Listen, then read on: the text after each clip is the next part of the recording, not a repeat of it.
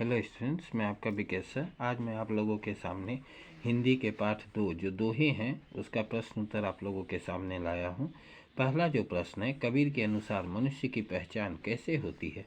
कबीर के अनुसार मनुष्य की पहचान उसके घर खानदान से, वर्ण और जाति से, उसके धनवान या निर्धन होने से नहीं, बल्कि उसके आचरण, उसके व्यवहार और उसके चाल चलन से होती है। दूसरा, कबीर के अनुसार ऊंचे कुल में जन्म लेने पर कोई ऊंचा क्यों नहीं होता।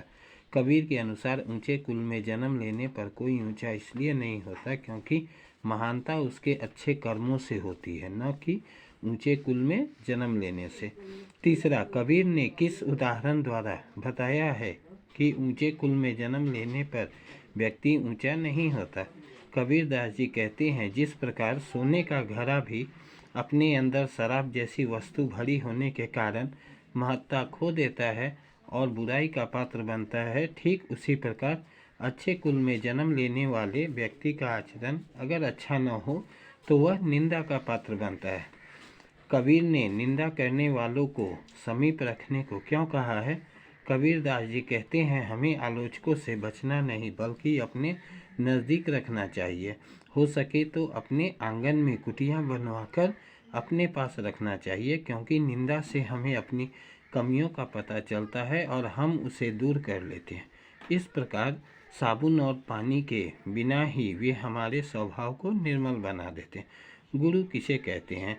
ज्ञान देने वाले व्यक्ति को गुरु कहते हैं, अर्थात गुरु वह होता है जो ज्ञान दे, ज्ञान को धारण करने लायक बनाए, जो चरित्र निर्माण करे और बेहतर मनुष्य बनाए। छठा जो प्रश्न है, कबीर ने गुरु की तुलना किससे की है। तो कबीर ने गुरु की तुलना कुम्हार से की है। कबीर ने गुरु की तुलना कुम्हार से क्यों की है।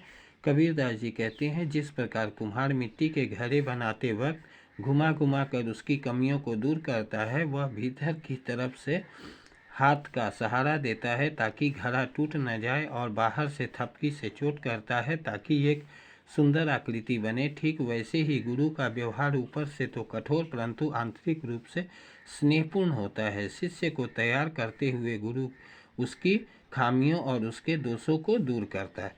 कबीर के अनुसार धन की अधिकता होने पर क्या करनी चाहिए। कबीर के अनुसार धन की अधिकता होने पर छुटकारा पाने हेतु उसे दान करना चाहिए। कबीर ने नाव से भरे जल द्वारा क्या कहना चाहते हैं। कबीर दास अपने इस दोहे में कहते हैं, जिस प्रकार नाव में पानी बढ़ने पर उसका डूबना निश्चित है, तो समझदारी इसी में है कि दोनों हाथ से उलीचना चाहिए। ठीक उसी प्रकार यदि घर में अधिक पैसा बढ़ने लगे तो समझदार व्यक्ति को उसे दान कर देना चाहिए, क्योंकि धन की अधिकता अपने साथ बुराइयां लेकर आती है, जिससे घर का विनाश होना निश्चित है। रहीम के अनुसार वर्षा ऋतु आते ही कोयल मौन क्यों हो जाती है। रहीम जी कहते हैं कि पावस अर्थात वर्षा ऋतु के आने पर कोयल अपने मन में यह सोचकर मौन साध लेती है कि अब तो मेढक वक्ता हो गए हैं, अब हमें कौन पूछेगा, अर्थात अब हमारी कद्र कौन करेगा। रहीम के अनुसार कौन सी चीज़ छुपाने से भी नहीं छुप सकती। रहीम जी के अनुसार खैर यानी कत्था, खून, खांसी, खुशी, बैर यानी दुश्मनी, प्रीति अर्थात प्रेम और मदपान यानी नशीली चीज का सेवन, ये सातों दबाने से भी नहीं दबते और एक न एक दिन सारी दुनिया के सामने प्रकट हो जाती है। कवि ने यहाँ जरमती शब्द का प्रयोग किसके लिए किया है। कवि ने यहाँ जरमती शब्द का प्रयोग मूर्ख के लिए किया। कवि ने प्रस्तुत दोहे के द्वारा सफलता पाने का क्या मार्ग बतलाया है। कवि कहते हैं कि निरंतर अभ्यास करने से मूर्ख व्यक्ति भी चतुर और ज्ञानवान बन जाता है। ठीक उसी प्रकार जैसे रस्सी के निरंतर आने जाने से पत्थर पर भी उसका निशान बन जाता है, इसलिए किसी भी काम में सफलता पाने के लिए अभ्यास करना जरूरी है। नैना देत बताए सब दोहे द्वारा कवि क्या कहते हैं। कवि वृंद के अनुसार प्रस्तुत दोहे के माध्यम से कहते हैं कि आदमी की नयन यानी उसकी आंखें उसके हृदय में विद्यमान हित या अहित के भाव को पूरी तरह व्यक्त कर देती है। ठीक उसी प्रकार जैसे स्वच्छ शीशा या आईना भले या बुरे रंग रूप को व्यक्त कर देती है। कहने का तात्पर्य यह है कि आदमी की आंखों से उसके मन के भाव का पता चल जाता है। धन्यवाद।